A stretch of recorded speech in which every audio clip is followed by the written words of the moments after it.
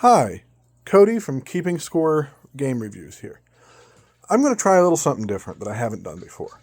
I'm going to talk a little bit about the state of different board game related topics. Just short little videos. And I'm going to start with the Pokemon TCG. And there's a reason for that, because right now that's what's really, just really a terrible situation for a lot of players. So, have you ever tried to buy any TCG products from Pokemon for your kid, or your fiance, or your wife, or your brother, or any other person you would buy gifts for? Because I've been trying to do that the last 2 weeks. And guess what? There's no product. And it's not that, it's popular with the players. It is popular with the players, and if it was popular with the players, there would still be no product. The problem is a bunch of people with money, crypto, however they've got that money, they come in and they will buy every product on the shelf. Every single time. They have gone to the point of putting air tags on the delivery drivers' freaking trucks, which, by the way, is not only illegal, it's dangerous. These people will line up at 5 or 6 in the morning at whatever store, Target, Walmart, places like that, and they will come in and they will just grab every product printed, put it in their cart, go, pay for it, and then charge everybody 3, 4, or 5 times what it costs as an investment, quote unquote, investment. They have turned a child's card game into a problem. Now, there's a couple ways you can fight this. You can be there when they're there and just take the crap from their cart when they start filling it, because they don't own it and that's their problem. You can try to report them to the stores and see if you can't get those stores to finally cover their 1 or 2 products per person limit on stuff. Or if you're the Pokemon company, you can print more cards. Seriously.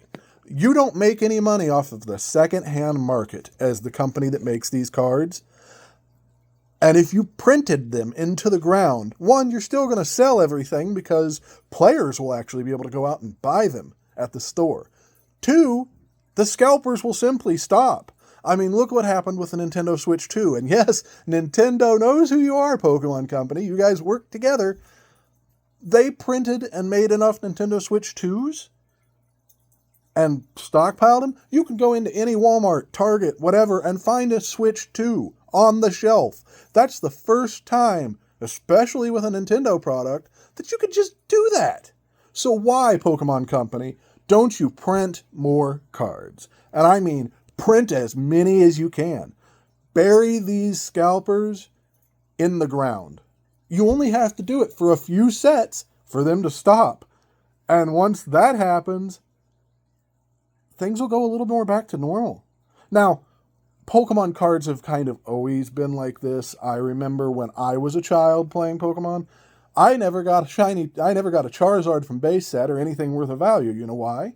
I found out as an adult, the man that owned the card shop in the town that I lived would put a little blade there, cut open the bottom of the pack secretly in the fold, look at the card numbers, and just never sell the packs that contained the hits. Because what did he want to do? He opened them for the store and put all those foils in the cabinet so he would make a bigger profit.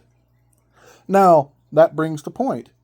I don't have a single problem with what you do once you open your cards. If you want to sell your rares at market value, that is fine. That is perfectly acceptable. Because I am willing to go out and buy packs for my kid or for my girlfriend and pop them myself. The problem is, market price is so high on all these products that you literally cannot buy them. I don't care how much money I make a week, which I don't right now because of my injury, but still, even if I made $1,000 a week, Pokemon cards are ridiculously expensive because a bunch of crypto bros or whatever have bought them and stuffed them all in a cabinet somewhere and are charging you out the wazoo for them. So fight back, people. Don't let these guys just walk in there and take it all. Stop them. Do what you got to do. Don't get violent. That is never my call to arms. But seriously, if you see them picking all that off the cart, the minute they're not looking, pick some of the stuff out of their cart and go buy it. What are they going to do about it? Yell because you got a little bit of product at the normal price? These guys are ridiculous. And if you're one of those guys, I get it. The world's rough. You need to make money.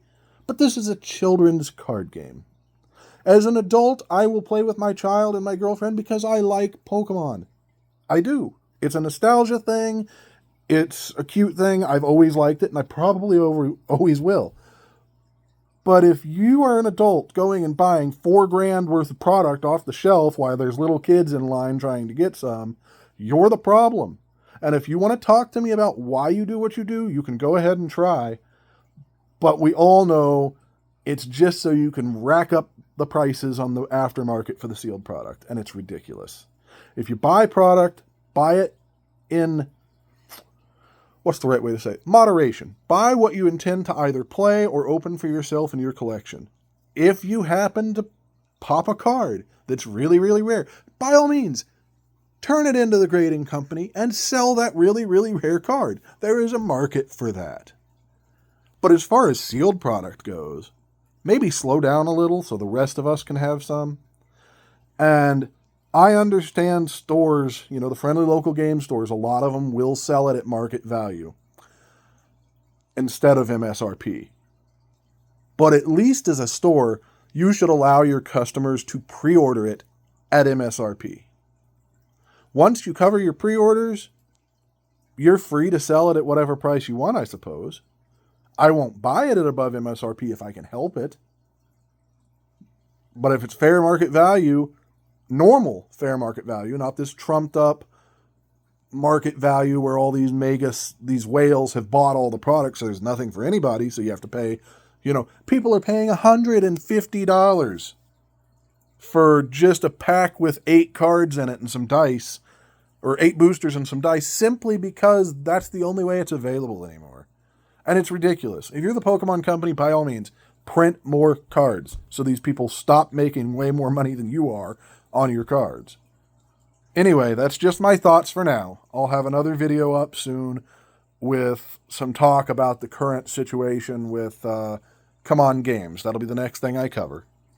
Thank you very much. Have a wonderful day.